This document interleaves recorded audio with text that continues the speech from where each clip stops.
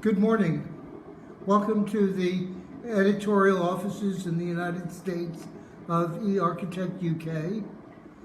This is the view from the studio on the Building 7 of the Lycoming Rubber Company. This building was completed in 1919. You're looking at the building across the way. You can see the incredible work here. I haven't been able to clean the windows over here, but they're beautiful windows, as Mark has already told you.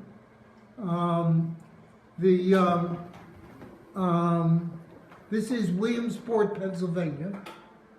In 1870, Williamsport, Pennsylvania had more millionaires per capita than any place else in the world. The football team here is called the Millionaires, and right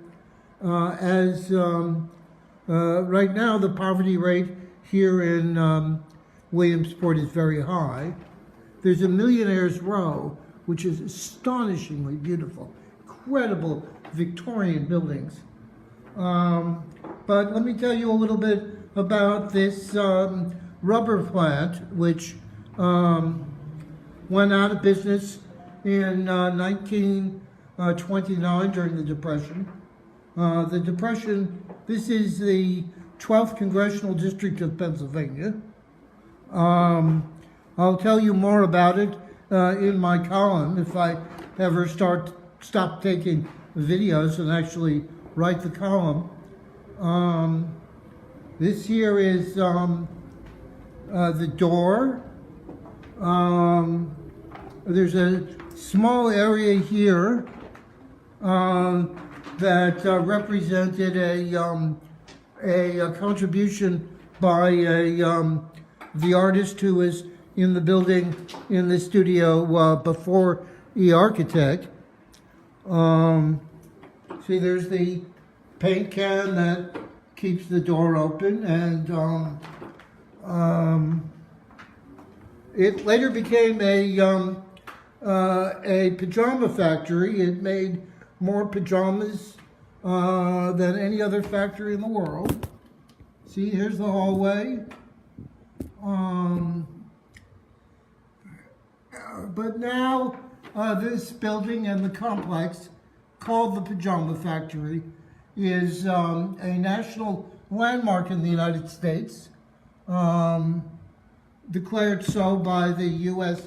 Department of Interior as the Lycoming Rubber Company. The millionaires made their money by cutting down the trees. Huge forests here, and the Susquehanna River made it much easier to move it. Actually, essential to move it. It's the Susquehanna is a beautiful river, the largest river in the United States that is not navigable now because Leslie Richards, the Secretary of Interior, is so focused on automobile traffic. Whoops. So I'm going to say goodbye. Goodbye. Read my column.